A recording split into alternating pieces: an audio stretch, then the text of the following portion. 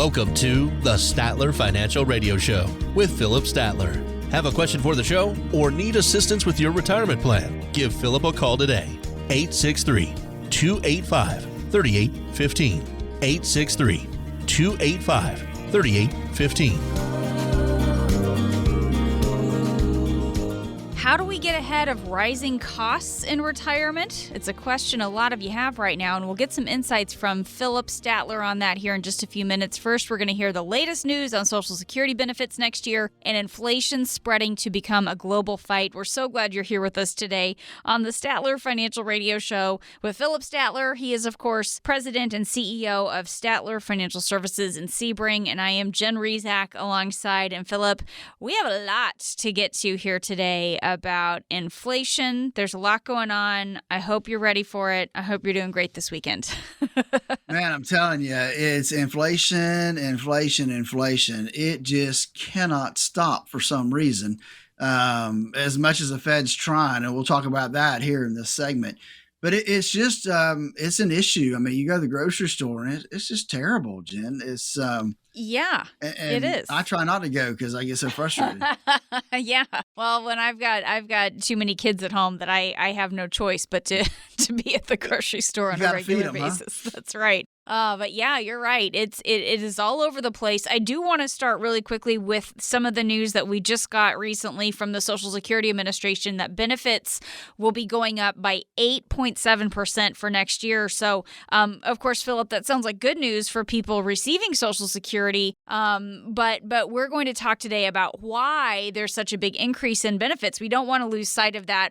Why? What's going on, aside from just celebrating that there's a bigger benefit headed our way, right?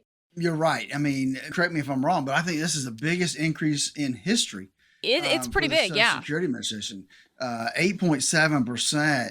And I don't know, folks may not remember, but it's been probably about 15 years ago or so, they changed the whole equation about how they calculate the cost of living increase for Social Security benefits. So I know from that point, this is probably the highest we've ever seen going up. And so that's not good news.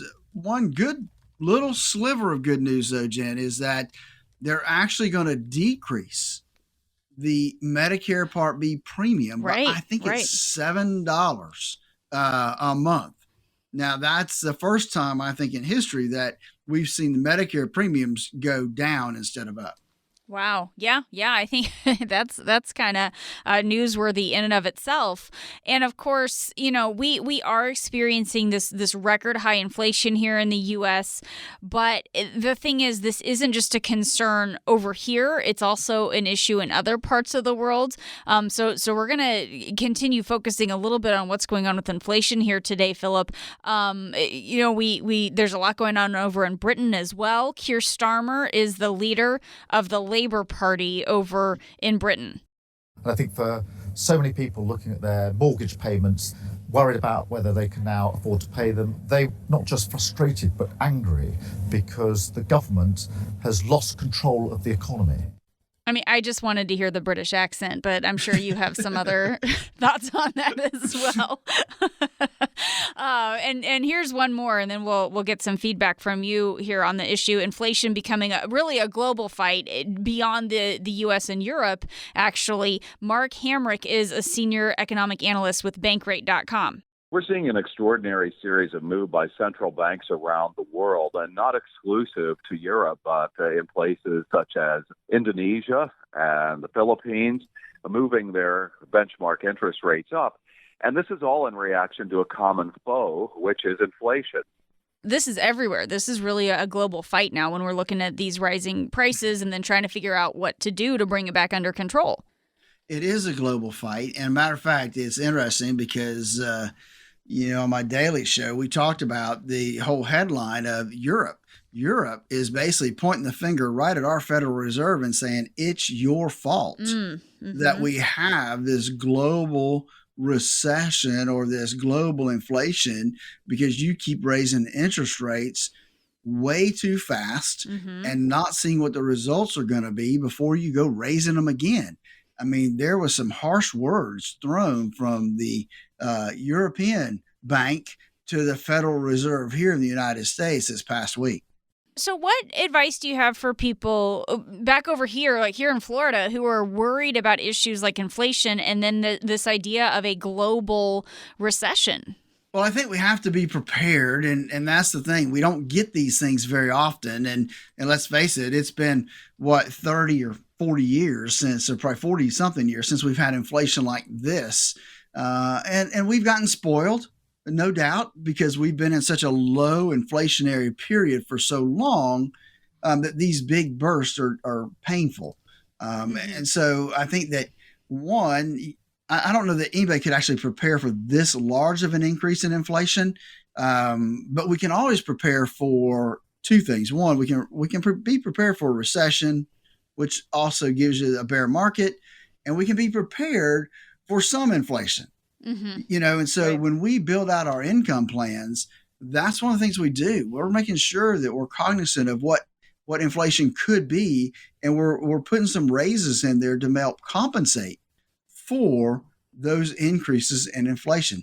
So listen, if you don't have an income plan, if you're 5 years out from retirement and you've not focused on what it's going to look like in retirement, how much income you're going to coming in, and where's that income going to come from every single month, because that's why we developed our core retirement design to help folks design that part of their retirement where they make sure their risk is not too much, but yet it's enough, and making sure that they have the income they're going to need to survive in retirement. Give us a call at 863-285-3815. That number again is 863-285-3815 to schedule your core retirement design phone consultation, where we'll help make sure you're on the right track for the retirement you always dreamed of. That number again, 863-285-3815. Talking today with Philip Statler. He is president and CEO of Statler Financial Services in Sebring. I am Jen Rezac alongside. And depending on who you ask, there are several different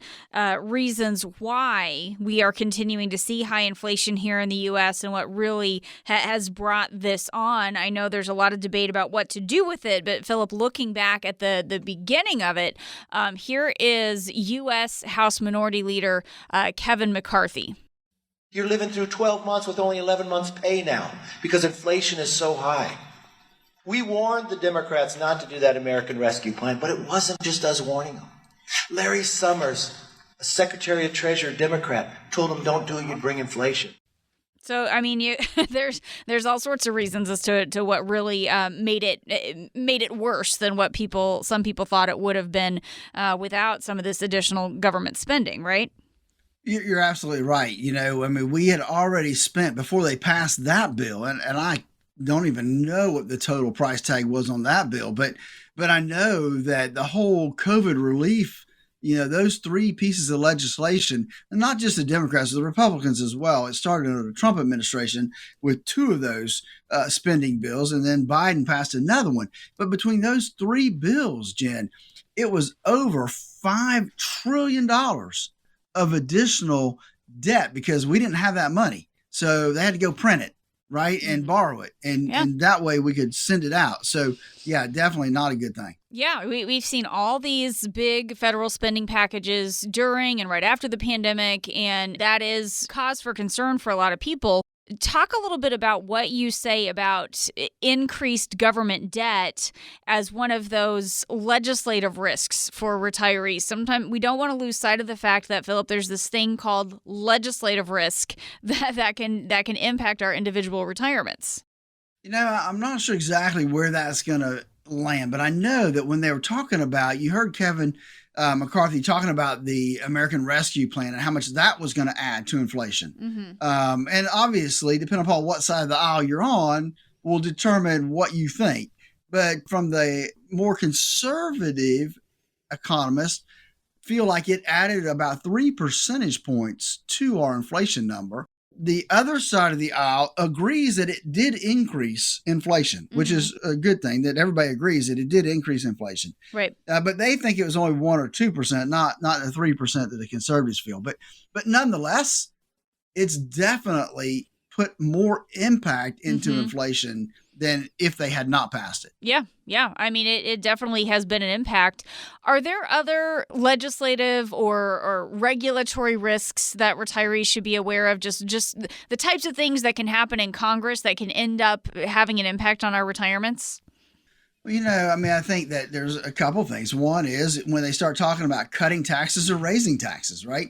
Those things affect us all, and they affect our debt that the government is going to have or continue to increase. And so I think those things, we have still Medicare is an issue, so securities is an issue. I mean, we have a lot of things out there, Jen, that legislatively, when they start trying to fix those things, if they don't do it properly, could add to our inflation numbers.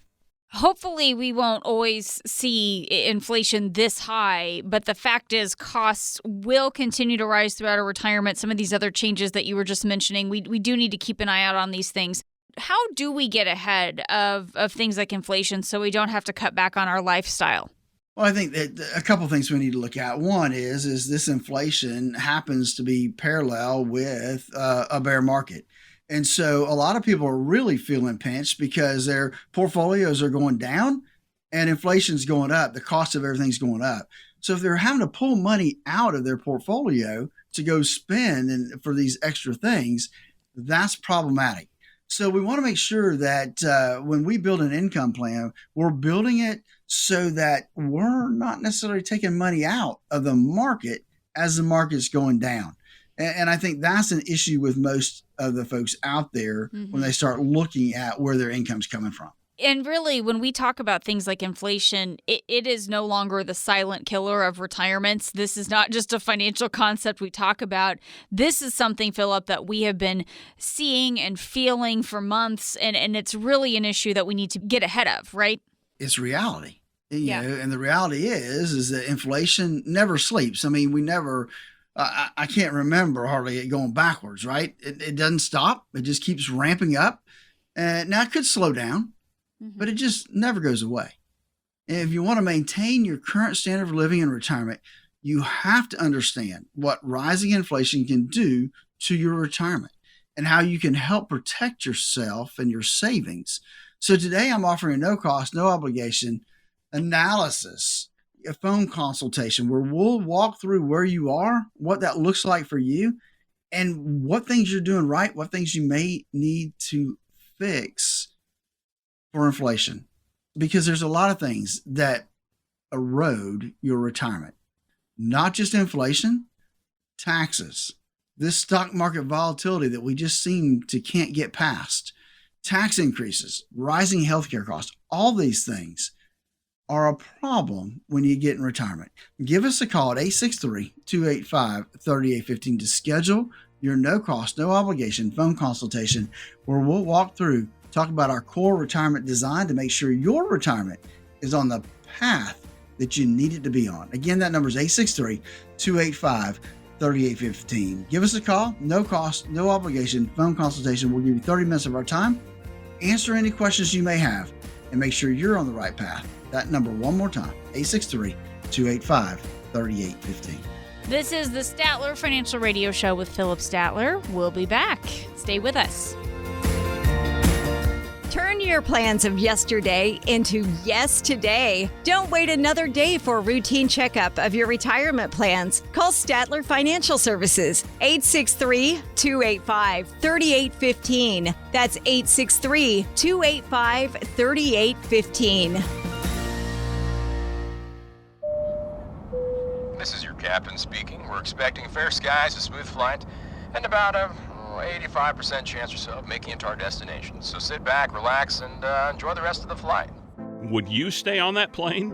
Of course not. Well, do you have a retirement plan where you probably won't run out of money? You need a plan that no matter the destination will help you get to and through retirement successfully. Philip Statler and the team at Statler Financial Services can design a plan to help you get to your destination as comfortably as possible, even if Wall Street or the economy causes some turbulence. Call Philip Statler and the Statler Financial Services team to start working on your plan. 863-285-3815. That's 863-285-3815. Get a plan designed to allow you to sit back, relax, and enjoy the retirement you've worked so hard for. 863-285-3815. Firm offers insurance services, advisory services offered through Statler Financial Services Incorporated, a registered investment advisory firm in the state of Florida. Investing involves risk, including the potential loss of principal. If you have a retirement plan and would like a second opinion, call Statler Financial Services today. 863-285-3815. That's 863-285-3815. Thanks for joining us today on the Statler Financial Radio Show with Philip Statler. He is president and CEO of Statler Financial Services here in Sebring, and I am Jen Rezac alongside. Just a few years after the passage of the Secure Act, we now have the sequel up for debate in Congress, Secure Act 2.0. It's got some more proposed changes, but the good news is Philip is keeping an eye on anything that could impact how you save money for retirement. And really, Philip, I mean, we talked at length when the first Secure Act passed, but here we are again with some potential all-new changes that are coming our way, maybe. Yeah, you know what? They just can't leave things well enough alone. No. Maybe some of the stuff is good. Maybe it'll help, but the bottom line is they're trying to get more tax dollars usually. Right. And so we need to look at it kind of through those filters when we look at some of these things. Yeah, that's a really good point. I do have to point this out just when we talk about Secure Act and then Secure Act 2.0 and just more changes. And sometimes you look at any time the government's getting their hands in making changes, there are all these unintended consequences. And so, Philip, I don't know if you remember this. This may not have been a movie that you were a big fan of, but the original Jurassic Park came out in like the mid 90s, and then a couple years later, the second one, The Lost World, came out. And in The Lost World, John Hammond, who started Jurassic Park, talks about when they're going to go to the second island where the dinosaurs are again. He says, don't worry, we won't make any of the same mistakes that we made at the first island. And Jeff Goldblum's character says, oh, no, you're making all new ones. So, I mean, this could be what we're looking at here. I don't know. I don't know. So there's still, you're still going to make mistakes, right? One way or another. There'll be mistakes in the bill. But all new ones. That's right. So there's still a lot that we don't know about this proposed legislation because it's still under debate and there are different versions that are being talked about. But what are some of the main provisions that have been discussed so far? I know just a lot of ideas have been kicked around for what they might put in this Secure Act 2.0. Yeah, and that's the difficult part when we start looking at proposed legislation, right? I mean, they haven't voted on it. The hammer hasn't come down and said, this is it. Mm-hmm. And so you've got two versions floating around out there. You got the House version and you got the Senate version out there, and trying to figure out what's going to end up in the final bill is a nightmare, right? So I kind of look at cursory looking at each of them, but I don't dive in real deep until something's gotten passed, right? Because until then, it can change on a dime. Oh, yeah. You can think this is what it is now and wake up tomorrow morning and everything you thought was in it's gone. Right. So, all right. So the other thing, they're going to mandate an automatic enrollment in a 401k plan, and they're going to automatically start taking 3% out of your pay, whether you elect or not elect. So word mandate that sticks out to people. I mean, that's right. That's not you're telling people they have right. to do it, right? So is that really what we want our government telling us to do? That's a tough one for people. Yeah, it will be tough. It will be tough. Part-time people eligible for participate 401k. To me, that's not a new thing because right now most part-time people do participate in 401k plans. Okay. Allow employers to make contributions to the plan on behalf of employees who are making 401k plans. And we're already doing that right now to a certain degree. Maybe it's not legislative, or maybe it's just presidential edict that they can do that now. I'm not sure. But those are all things that could change within the Secure Act 2.0. And so here's what I would say when we talk about planning for retirement. I mean, some of these things they all look like they could probably be good things used in the right way for the right purpose. The problem is how are they going to pay for some of this stuff because nothing's free. And we already know taxes are going to go up in 2026.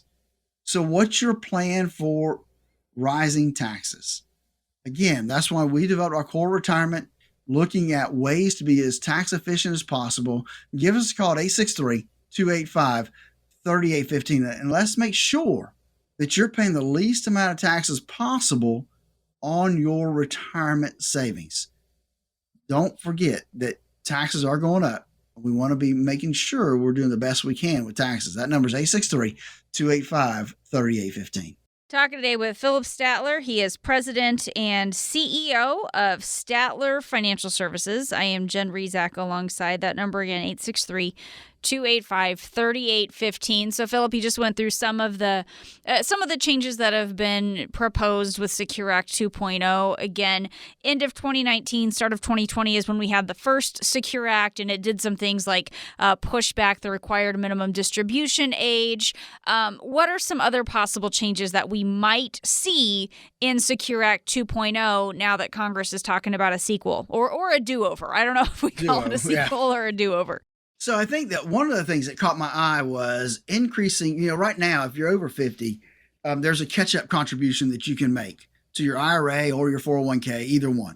And so they're talking about when folks hit 60 or their early 60s to add another step so they can actually contribute even more catch-up contributions to their 401k. So, that would be a good thing. However, let's face it, that's still money you got to be making to be able to contribute it. How many people are going to be able to actually contribute it and another $10,000? I think it's good in theory. And if people can take advantage of it, I think it will be good. Middle to lower income folks, probably not going to affect them. Raising the required minimum distribution, like you mentioned, to age 75. Now, they do have most of them have some time constraints in this, so it's not going to happen like right now, but gradually increase it over the next 10 years. Reduce the penalty for not taking your required minimum distribution. I find that one kind of funny because I don't know anybody that's paid the 50% penalty so far because there's a form you can file, ask for forgiveness, and I've never seen anybody not gotten that forgiveness. And so I think that those are some issues out there. Talking about, I'm not seeing many people use these either, but there's this, what they call QLACs, which are qualified longevity annuity contracts. Mm-hmm. Talking about making some changes to those, and eliminating. Now, this one I can get my hands around. This one, eliminating the RMD for Roth 401k accounts. I guess right now, whether you have a Roth or not Roth, you've got to take money out of your 401k. Mm-hmm. Now, that's not the same thing if it's in an IRA. If it's in an IRA, you don't have to do that. But a Roth 401k, right? You've got to take some distributions out of there. So, okay, that's an interesting one too. But going back to pushing back the age for required minimum distributions, which we saw that already. It did cause a little confusion, and now we're talking about doing it again. What are your thoughts on that? If they do gradually push that back to age 75 over the next 10 years, what are your thoughts on that possible change? So I think most people, when they see that, they think, okay, that's good. That's good. I can wait to take out my money. Well, we've run some analysis and been in some conferences where they've actually given us some examples, and that, the average folks that don't take it at 70 and a half, but take it at 72, which is the new rule right now, will actually end up paying 18 to 19% more in taxes over their lifetime because of waiting. So what do you think that means? If they wait from 72 to 75, how much more of an increase in taxes is that going to be?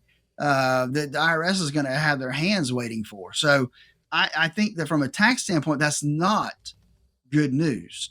I think it'll allow people to push it back, and they're going to push it back if they haven't had an advisor that's tax sensitive, that's running those numbers and say, hey, look, it does make sense to take your money out earlier instead of later.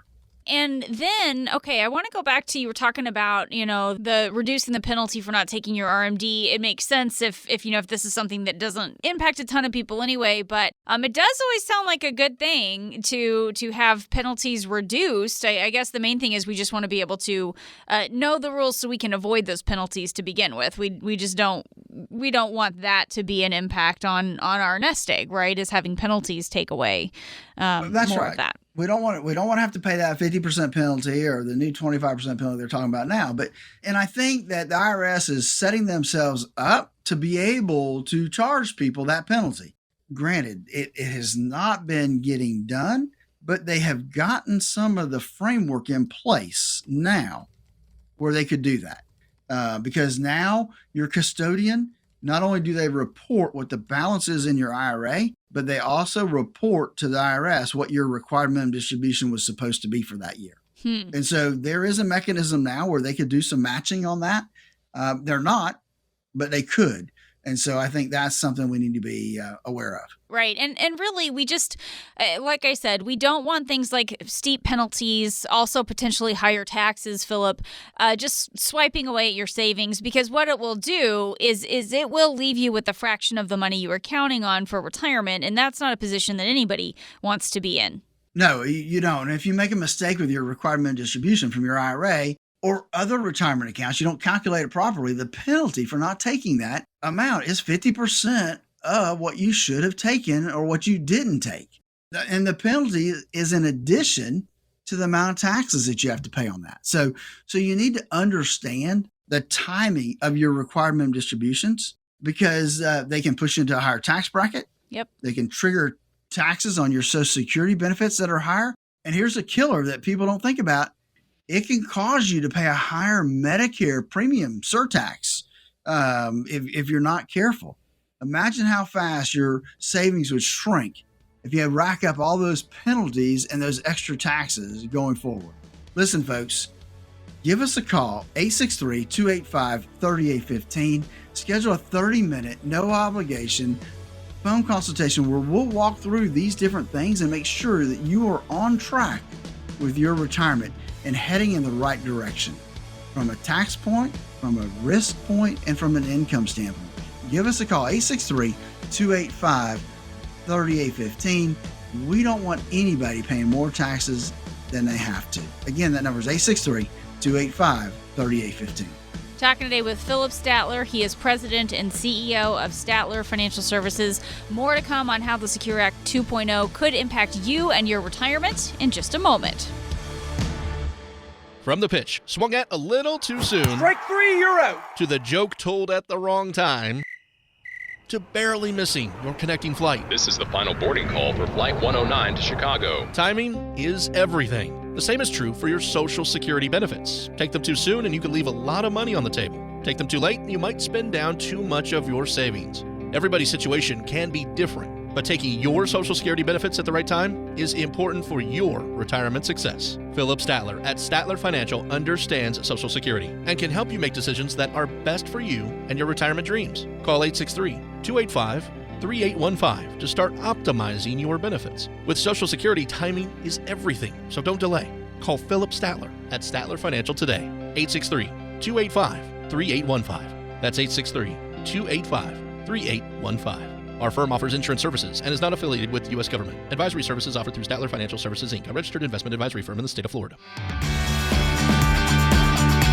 Thanks for joining us today on the Statler Financial Radio Show with Philip Statler. He is president and CEO of Statler Financial Services in Sebring, and I am Jen Rezac alongside. And as we're talking today, just a few years after the passage of the Secure Act, now we are talking about Secure Act 2.0. It is the sequel that is up for debate here in Congress. And Philip, as we talk a little bit about that, we went over some of the provisions, some of the possible changes, and it's interesting because there are some of these that might make you think that there's a little bit more flexibility involved, but then that word mandate kind of creeps in there. You know, when we're talking about mandating the automatic enrollment in 401ks, you know, it's just kind of an interesting mix of supposed flexibility, but then also those mandates as well. Well, let's think about who that's going to affect, right? I mean, I get what they're trying to do. They want people to prepare for retirement in some way, shape, or fashion. But they're not just asking you to, they're mandating. It means they're telling you that you're going to contribute at least 3% of your pay to a 401k. And I know that on the surface, that sounds like that probably makes sense that, okay, everybody should be preparing for retirement. We should all be putting stuff away for retirement. But think about just some different circumstances, right? You got a single parent raising a couple kids and having a minimum wage job at a place where they have a 401k. And now you're saying, well, you don't make enough to really make ends meet, but we're going to take 3% and put it in your retirement account. It just doesn't, it doesn't make sense from that standpoint. I get it. You get the kid that just graduated from college and he's got his first job and he's not really thinking about retirement. Well, yeah, it makes sense to have him go ahead and start contributing because he's making some money for a change, and instead of just spending it at school, he's got some money coming in.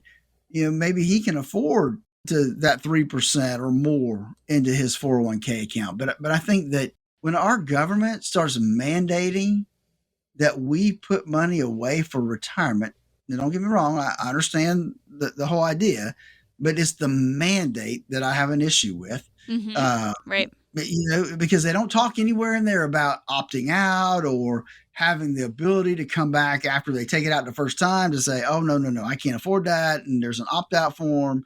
None of that's in the proposal anywhere. So what's that mean to that family that's just making or not making it, that needs every cent they get? And I think that's the issue that most of us will have with that word mandate. Right. In terms of the 401k plan. Yeah, absolutely. Absolutely. When we're talking about some of these changes, this is stuff that you and I tend to follow. We look a lot at the financial headlines and what's going on with the economy. And then as far as possible legislative changes and things like this that could impact people, this is what we tend to pay quite a bit of attention to. But for the everyday person, the everyday retiree, how important is it for them to pay attention to changes like this? Or is that really the benefit of talking to somebody like you who's staying on top of it? Well, I think two things. I think obviously folks need to know what's going on, but they also need an advisor that is staying current in not just what's happening in the news, because people may say, well, what's happening in the Secure Act? I see they're going to do something. Well, like I said, I don't pay a lot of attention to it until it's signed and done or close to being signed and done, because it can change and it can change drastically. But I think that having somebody, that's why we do Ed Slot, a couple times a year. That's where we're at. We're doing these different trainings on taxes and IRAs and making sure that our clients are staying ahead of the game when it comes to the tax planning part of retirement planning. So I think that's an area, and it just dawned on me, Jen, them increasing that required minimum distribution age to 75. Even though it's not we're going to do it all at one time right now, I want people to think about this. If they increase that required minimum age to 75, then you don't take it out. That means your account's going to grow that next 3 years by even more.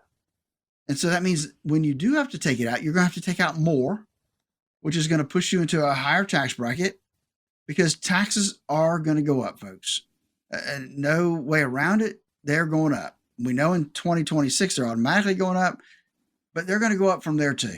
Just because our national debt is so high, we have no choice. They're going to go up. Right. And so I think of the beneficiaries, right, who under the Secure Act don't get to spread out your IRA that they inherit over their lifetime. They have to take it out over in a 10-year period. Oh, right.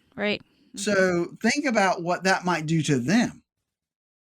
All of a sudden, you pass away and they inherit a $200,000 IRA. And they're still working, and they're probably at the highest part of their earnings potential. And now they have to take money out of the inherited IRA at a high tax rate.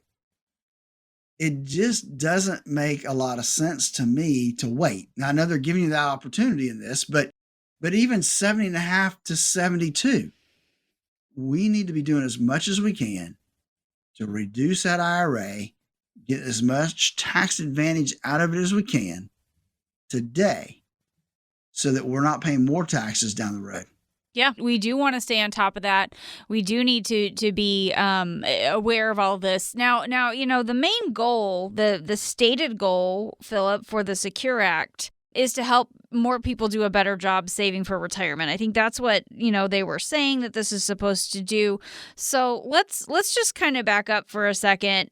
How do you help somebody figure out, for people who are getting close to retirement, how do they know if they've done enough, if they've saved enough? So I think you have to, in my opinion, you have to work backwards, right? You have to look at the end and say, here's how much income I'm going to need in retirement.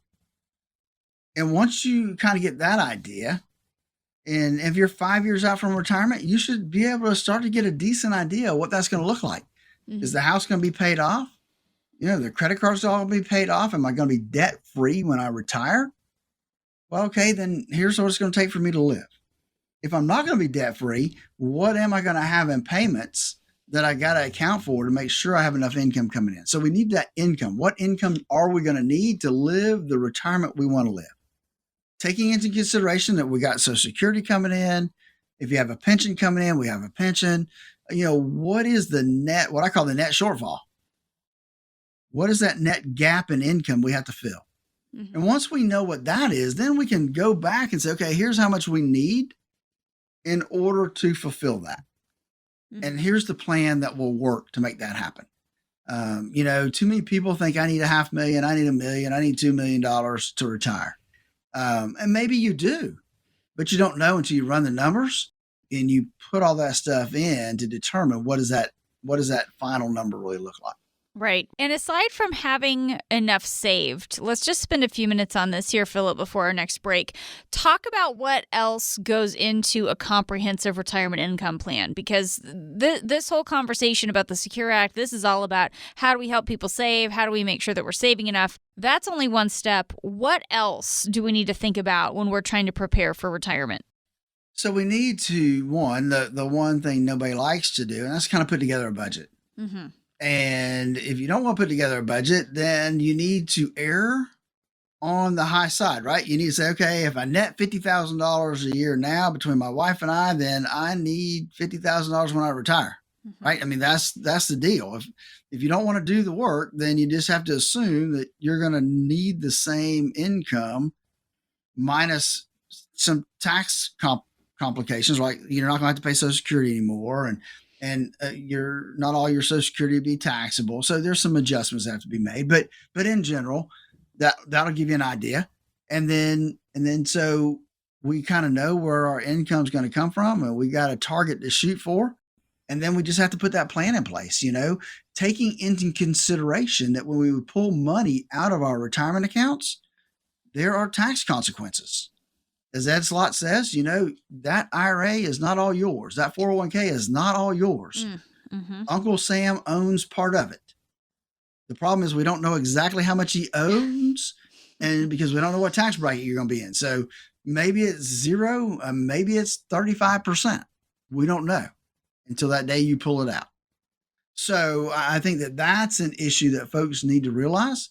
And we need to make sure that we're being as tax efficient as possible and using every bit of the tax brackets we're in.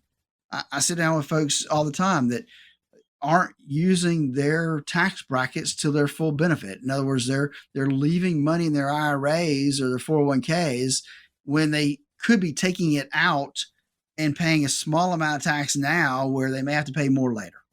Those type of things that we need to be aware of and that we need to be planning for and taking advantage of the times we have those opportunities. Yeah, just a lot of things that we want to stay on top of.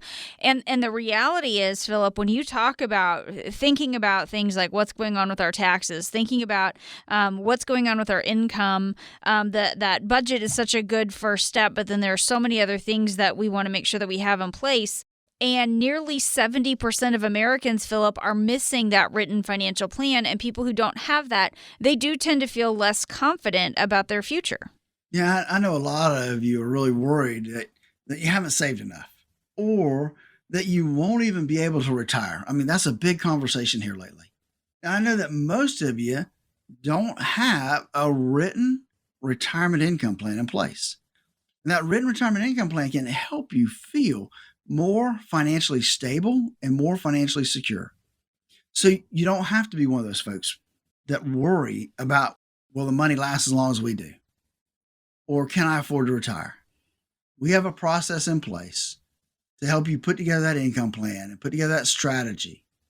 Folks, we call it our core retirement design. And listen, if you're out there right now and you don't have that written retirement income plan, you don't know what that looks like. And statistically, we know that that's probably most of you out there. Folks, give us a call and let's schedule 30 minutes just to have a conversation about where you are now, where you want to be, and how can we get you there. The number to call is 863-285-3815. That's 863-285-3815. I'd love to have that 30-minute conversation, answer questions for you, make sure, again, that you are on the path to the retirement you always dreamed of. It's an easy conversation. It's not always easy to put things in place, but it's an easy conversation. Give us a call, 863-285-3815.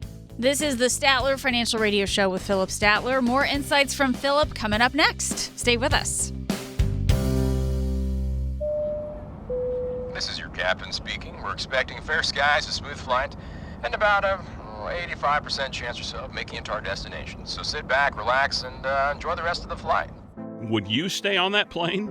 Of course not. Well, do you have a retirement plan where you probably won't run out of money? You need a plan that no matter the destination will help you get to and through retirement successfully. Philip Statler and the team at Statler Financial Services can design a plan to help you get to your destination as comfortably as possible, even if Wall Street or the economy causes some turbulence. Call Philip Statler and the Statler Financial Services team to start working on your plan. 863-285-3815. That's 863-285-3815. Get a plan designed to allow you to sit back, relax, and enjoy the retirement you've worked so hard for. 863-285-3815. Firm offers insurance services, advisory services offered through Statler Financial Services Incorporated, a registered investment advisory firm in the state of Florida. Investing involves risk, including the potential loss of principal. Thanks for joining us today on the Statler Financial Radio Show. I am Jen Rezac, happy to be here with Philip Statler. He's president and CEO of Statler Financial Services right here in Sebring. Every week he gets questions about all things retirement, so we're going to take a little time here in this part of the show, open up our Statler Financial mailbag, and go over some common retirement questions. So, Philip, our first question is from Jill, and Jill writes that she and her husband are getting a divorce after being married for almost 30 years. She's been working outside of the home for the last 5 years, so she's got some work friends and a little income of her own, but she feels like she's just starting over and she doesn't even know the questions to ask first. She wants to know some of the things she should think about now that she's planning for her own future. Well, that's a tough question, Jill. Yeah. You know, you need to know, number one, if you're working, if you have a 401k plan, then we need to be making sure that we're making some contributions to that 401k plan. Now, obviously, I'm not an attorney, but an area that you need to at least ask your attorney about is if your spouse has some retirement accounts, can you have access to some of that? Right? Can you roll some of that into your IRA? That's an area, because that may be, after 30 years of marriage, that may be one of the bigger financial assets that you have is going to be his retirement accounts. So we want to look at that and see if there may be something there that you can grasp and at least help you get started in the right direction and have some assets there to fall back on. But again, if you have a 401k, let's make sure that we're contributing at least enough to get the full match on that part. If there's not a 401k, try to develop some kind of savings plan where you're putting money into a Roth IRA, because you'd rather pay the taxes now in the low tax environment we're in versus later when we may be in a higher tax environment. Those are probably a couple things that I would look at right now. Good questions there, Jill. And that really has become more of an issue that retirement planners like you are dealing with now. I know those divorce rates among people who are getting close to retirement and who are in retirement has really gone up. And there's some big financial ramifications. So just, Jill, you're certainly not the only one who's going through this. So those are some good questions there. Our next question is from Mark, and he and his wife have started having some serious discussions about what they want to do in retirement. Mark has had to travel for work for years, so he wants some peace and quiet, and he wants to go fishing. But his wife stayed home to raise their 2 boys. She's been telling all her friends about all the places that they're going to go once they retire, so they have some different ideas here. Mark says he's done traveling for good, but doesn't know how to tell her. So now what? So how do we make everybody happy here, Philip? This is a tough situation. I didn't know that I was going into the marriage counseling business here, Jen. It's kind of where you are sometimes, right? Oh gosh, it is, and I can understand both sides. And so I think that there needs to be a discussion, right? We need to sit down and have that discussion about what we expect, and so maybe it's not all or nothing, right? So maybe we travel together once a year, and maybe the rest of the time, she goes ahead and kind of sets up some of the things she wants to do, and he can stay at home and golf or piddle in the yard or whatever he wants to do in retirement. And who knows, a couple of years of doing that, and he may get on that train of, okay, I'm ready to travel again and do some other stuff. Right. But, yeah, I think it's having that conversation of what can we do together, and then what do we need to not do together. Just got to have those money conversations for do we have the money for her to do some of these trips, and then he's got the money for his hobbies, and then they can switch that up down the road if they need to, right? Yep. It's all about compromise. Compromise and keep those planning conversations going, because we might change our minds here one of these days. All right. Next question is from Paul. He wants to know the best kind of annuity to buy. Paul says he doesn't want a bunch of stuff. He just wants one simple place to keep his money. Paul, I'd love to say here's a simple answer. Unfortunately, your question doesn't allow a simple answer. There's a lot of different annuities out there. There's not a best annuity, okay? It's all based on your circumstances, your situation. I will say this, though. You don't want to put all your money into an annuity. That I do know. There's some planning that needs to be done there, Paul. And so it's sitting down with us or another financial advisor and really and truly looking at where you are and what you want your money to do for you going forward. Whether that means we need additional income, we can put together an income plan, or whether we don't really need any more income, we just need some fun money and stuff like that to budget for the fun stuff we want to do in retirement. Those are all things that we can address, but there's not one best annuity to go buy. It all depends on your circumstances. Don't let anybody tell you that there's this one great annuity that's the best annuity out there, because it all depends on you, your circumstances, and what you're trying to accomplish. Unfortunately, that's about the best advice I can give you on that. Right. And, I think that's another area almost where there's compromise, Philip, because I think what Paul is looking for is a little bit of simplicity, and I can appreciate that. Sometimes, Philip, you might sit down with somebody who just tries to make everything out to be too complicated and too complex.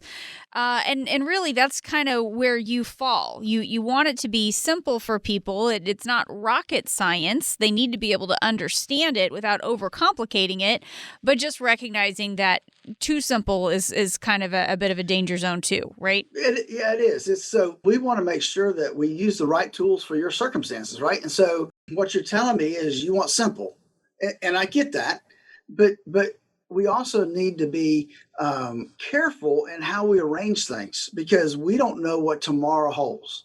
You might need your money quickly, or at least some of it. And so it's a planning process. And I think that I understand you want to keep things simple, and I get that. And there is simple, but it still takes planning. And you need to have a plan in place, which is what I think is really important in your circumstances. Let's do one more question here. This last one comes from Barb. Another tough relationship situation. Barb says, my mother just died, and now I feel like all our family does is argue over what to do with her house and who will be in charge of what. My siblings and I are in our 60s, but it feels like we're kids again. I don't know if you can help us with our arguments, but can you please just tell people why it's so important to take care of these decisions ahead of time? Gosh, that's a tough thing to be in, but she's right. We got to take care of this stuff ahead of time, right? We do. And so there's a couple things here, right? So if mom died without a will, that's a problem, right? And so courts are really going to be in charge of how things are then divided up. Mm-hmm. If mom died with a will, the will is going to specify the things she's asking about. Who's in charge? Well, the will is going to say who's in charge. The will is going to say, here's how everything gets divided. So not having that in place can be problematic for the family. And so you don't want to put your family in that situation. You want to at least have a will in place. You want to at least have a power of attorney in place so that somebody can take care of you if you can't take care of yourself. If you have enough assets and you're in a position, maybe you need a trust. I don't know, without looking at your situation. Not everybody needs a trust. More people have a trust than really need one from what I've seen. But there are advantages to having a trust.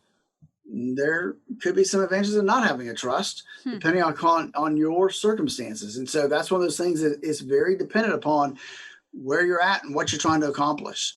You're in a rough spot here because you got siblings all scrabbling over stuff, and that's not good. Mom died and now we're fighting over everything. So it's better, folks, listen, if you don't have a will in place or you haven't attached beneficiaries to your assets, that's why they create TOD, transfer on death, or POD, pay on death, so that you don't have to worry about this kind of stuff. It's taken care of. You've done it ahead of time. So those are some areas I think that you could look at. Obviously, it's too late for you, but a heads up to folks out there that, right, hey, take care of your stuff now so that your kids don't fight over it later, right? That's right. Not what you want to have happen. And again, I'm not an attorney, but you need to have a relationship with an attorney that can help you set these things up properly, and to make sure that your final wishes are carried out the way you want them to be. Right. Because who wants their kids fighting over stuff? Nobody does.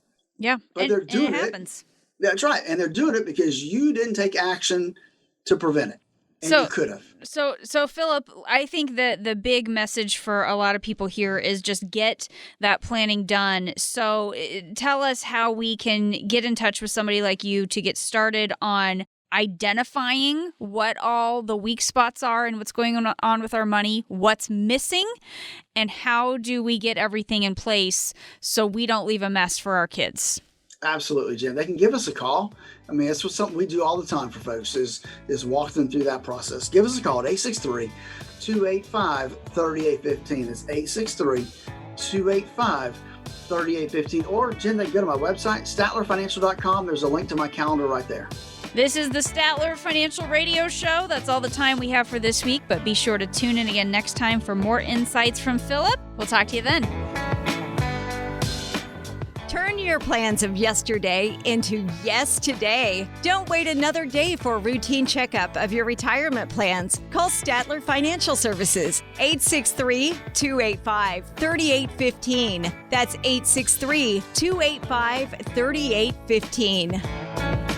Information provided during the Statler Financial Radio Show is for illustrative purposes only and does not constitute investment, tax, or legal advice. Information has been obtained from sources that are deemed to be reliable, but their accuracy and completeness cannot be guaranteed. Always consult with a qualified investment, legal, or tax professional before taking any action. Annuity guarantees are based solely on the financial strength and claims-paying ability of the issuing company. Individuals should thoroughly review the contract for specific details of the product features and costs. Income payments and withdrawals from deferred annuities are generally taxable as ordinary income in the year they are taken. All investing involves risk, including the potential loss of principal. No strategy is guaranteed to be successful. This radio show is a paid placement.